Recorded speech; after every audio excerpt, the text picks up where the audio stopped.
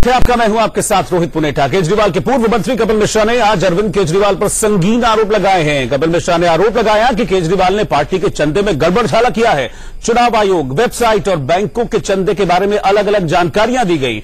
इतना ही नहीं, फर्जी कंपनियों के जरिए काले धन को सफेद भी किया गया। प्रेस कॉन्फ्रेंस में कपिल मिश्रा ने ये तमाम बातें कही। बोलते बोलते वो अचानक से बेहोश हो गए। केजरीवाल पर कपिल मिश्रा के 10 बड़े आरोप क्या हैं? आपके चंदे में केजरीवाल की जानकारी में घोटाला हुआ। 2013-14 में 45 करोड़ 74 लाख रुपए का चंदा आया। इस बात का खुलासा किया आज कपिल मिश्रा ने। चुनाव आयोग को 9 करोड़ 42 लाख की जानकारी दी गई, यानी कि जो 45 करोड़ का चंदा आया उसमें 9.5 करोड़ की ही जानकारी चुनाव आयोग को दी गई, बाकी का हिस्सा छुपा लिया गया। चौथा बड़ा आरोप है कि वेबसाइट पर 19 करोड़ 82 लाख का चंदा बताया। यहीं पर डिफरेंस आ जाता है। चुनाव आयोग को बताया 9.5 करोड़ लाख रुपए का चंदा पार्टी को मिला। ये कपिल मिश्रा ने आज अपनी प्रेस कॉन्फ्रेंस में बताया है। और चुनाव आयोग को जानकारी दी गई कि 32 करोड़ 46 लाख रुपए ही चंदा हमें मिला है, यानी कि लगभग जो आधा हिस्सा था उसको छुपा लिया गया। ये आरोप लगाया गया केजरीवाल पर। वेबसाइट पर 27 करोड़ 48 लाख की जानकारी दी गई, यानी कि जो अलग अलग जगह जानकारी दी गई उसमें भी काफी डिफरेंस है। करोड़ों रुपए का डिफरेंस है।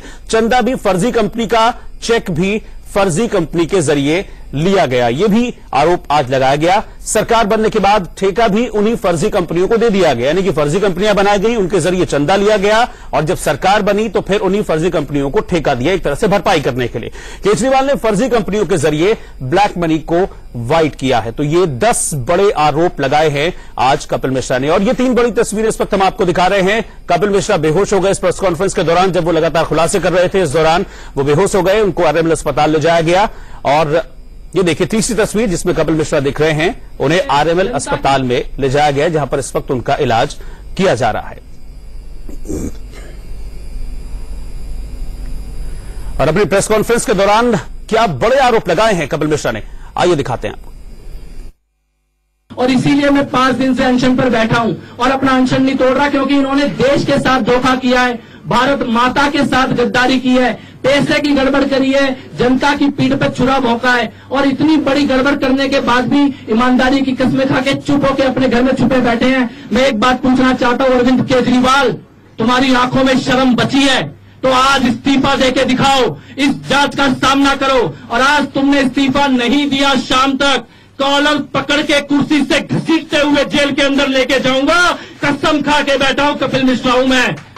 कॉलर पकड़ के अरविंद केजरीवाल, कॉलर पकड़ के तुम्हें कुर्सी से घसीटते हुए तिहाड़ जेल के अंदर डालूंगा।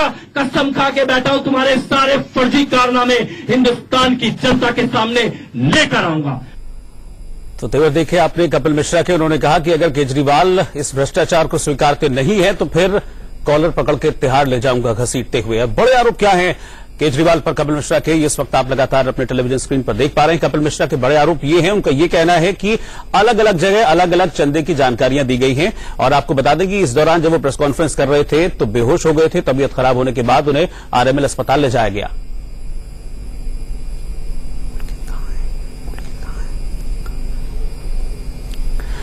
और इस वक्त हमारे साथ हमारे संवाददाता पुलकित नागर जुड़े हुए हैं और साथ ही मेरे साथ वरिष्ठ पत्रकार विवेक अग्निहोत्री जी भी जुड़े हैं। पहले पुलकित के पास चलेंगे। पुलकित, आप कहां हैं इस वक्त और क्या वहां पर चल रहा है? कपिल मिश्रा की तबीयत बिगड़ गई थी प्रेस कॉन्फ्रेंस के दौरान। देखिए, कपिल के घर पे हूं मैं अभी और यहां से आरएमएल अस्पताल कपिल को ले जाया गया। जब प्रेस कॉन्फ्रेंस के बाद उनकी तबीयत बिगड़ी तो वहां से जो तस्वीरें आ रही हैं, जो खबर आ रही है वो यही कि अभी कपिल उस हिसाब से बात नहीं कर रहे और डॉक्टर चेकअप कर।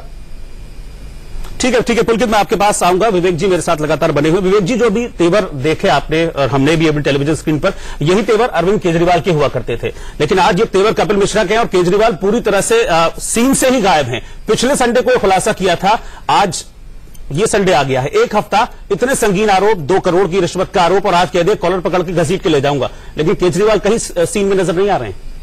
देखिए, बड़ा हैरानी वाली बात है, बड़ा हास्यास्पद है कि जो नेता और जो पार्टी खुद हिट एंड रन पॉलिटिक्स के लिए जाने जाते थे, हर एक पर आरोप लगाना, उनको सब्सटैंशिएट नहीं करना, आगे बढ़ जाना दूसरे पे, तीसरे पे, चौथे पे, और ये सिलसिला चलता रहता था। वो अरविंद केजरीवाल आज सीन से गायब है। और उससे ज्यादा हैरानी की बात है कि उनकी जो हल्ला ब्रिगेड है जो कि हर चीज में सामने आके कूदना शुरू करती थी, चिल्लाना शुरू करती थी, बवाल करना शुरू करती थी, वो ब्रिगेड भी आज सन्नाटा खींचे बैठी हुई है। बड़ी हैरानी की बात है कि अरविंद केजरीवाल उनके जो खास नेता हैं, उनकी जो खास कोटरी है, वो आज सामने क्यों नहीं आ रहे, ये मेरी समझ के परे। लेकिन आज जो खुलासे किए हैं कपिल मिश्रा ने, ये कहीं ना कहीं ये काम कहीं ना कहीं सरकारी एजेंसियों का था, क्योंकि ये सब डेटा बेस्ड है विवेक जी, सारा कुछ डेटा बेस्ड है। देखिए ऐसा नहीं है कि सरकारी एजेंसियों के पास ये डेटा नहीं है। ये डेटा अगर उपलब्ध है तो सरकारी एजेंसियों के पास है। तो 3 साल तक चुप क्यों रहे? ये बहुत बड़ा सवाल देखिए, आप अगर उत्तर प्रदेश की बात करें, मायावती के बारे में, बीएसपी के बारे में हर एक को मालूम है, टिकटें वहां बिकती हैं, इसमें कोई नई बात नहीं है। और जब जाहिर चीज है, मायावती पे भी तमाम जांचें चल रही थी, इन्वेस्टिगेटिव एजेंसीज जांचें कर रही थी। कपिल मिश्रा कह रहे हैं। लेकिन इसमें एक बात मैं जोड़ना चाहूंगा, जब कोई नेता पार्टी से निकल के आता है या निकाल दिया जाता है, उसका मंत्री पद छिनता है, उसके बाद ही हल्ला मचाना शुरू करता है। अगर मायावती के केस में आप देखें तो स्वामी प्रसाद मौर्य थे, उसके बाद नसीमुद्दीन सिद्दीकी थे। ठीक, अभी मैं आता हूं। संबित पात्रा से बात की है इस पर राकेश कुमार सिंह, ब्यूरो चीफ ने। जरा ये देखते हैं कि संबित पात्रा क्या कह रहे हैं इस पर। कपिल मिश्रा ने अरविंद केजरीवाल और आप पार्टी पर गंभीर आरोप लगाए हैं। हमारे साथ बातचीत करने के लिए बीजेपी के नेता संबित पात्रा साहब हैं। पात्रा साहब, सीधे तौर पर आरोप लगाया गया है कपिल मिश्रा द्वारा कि ब्लैक मनी को व्हाइट मनी में तब्दील किया जाता है, ये आप पार्टी में। देखिए, जिस प्रकार से अरविंद केजरीवाल और आम आदमी पार्टी के खिलाफ आज उन्हीं के चहेते और उनके पूर्व मंत्री कपिल मिश्रा जी ने आरोप लगाए हैं, और वो भी कई सारे तथ्यों के साथ आरोप लगाए हैं, उससे एक बात बड़ा स्पष्ट हो जाता है, अरविंद केजरीवाल जी और आम आदमी पार्टी इस सदी की सबसे बड़ी फ्रॉड थी। जिस प्रकार से उन्होंने जनता को धोखा दिया, जिस प्रकार से जनता से कहा कि हम भ्रष्टाचार के खिलाफ लड़ने के लिए आए हैं, आज मालूम पड़ा कि ये तो सबसे बड़े भ्रष्टाचारी थे। आज अरविंद केजरीवाल जी के पास सिवाय इस्तीफा देने के और जनता के सामने आकर ये कहने के कि हम अपने आप को इन्वेस्टिगेशन के लिए सुपुर्द करते हैं और कोई चारा नहीं है, जल्द से जल्द अरविंद केजरीवाल जी को सीएम की कुर्सी खाली कर देनी चाहिए। अच्छा, कपिल मिश्रा ने एक और गंभीर आरोप लगाया कि इलेक्शन कमीशन को जो जानकारी आप पार्टी के द्वारा दी गई थी, जो चंदे की जानकारी दी गई थी, जो रकम की जानकारी दी गई थी, वो भी गलत थी। देखिए, जिस प्रकार से आज तथ्यों के साथ दिखाया गया कि बैंक में रकम कुछ और आ रहा था, एमएलए और उनके जो सदस्य थे उनको कुछ और बताया जा रहा था, और सबसे बड़ी बात है कि इलेक्शन कमीशन में जो भर्ती किया जा रहा था रकम को लिख के, वह भी गलत लिखा जा रहा था, वेबसाइट पे भी गलत डाला जा रहा था। मोहल्ला क्लिनिक में भी हमें मालूम पड़ रहा है कि उसमें बहुत बड़ा घपला हुआ है। धीरे धीरे वह भी सब खुलासा होगा, जैसे कि लोग बता रहे हैं, मगर काम एक पैसे का नहीं किया, आवाज इतना मचाया और पैसा इतना लूटा। ये थे संबित पात्रा जी, जिनका साफ तौर पर कहना है कि अरविंद केजरीवाल को तुरंत इस्तीफा देना चाहिए। कैमरामैन पुष्पेंद्र के साथ राकेश कुमार सिंह, इंडिया न्यूज, दिल्ली।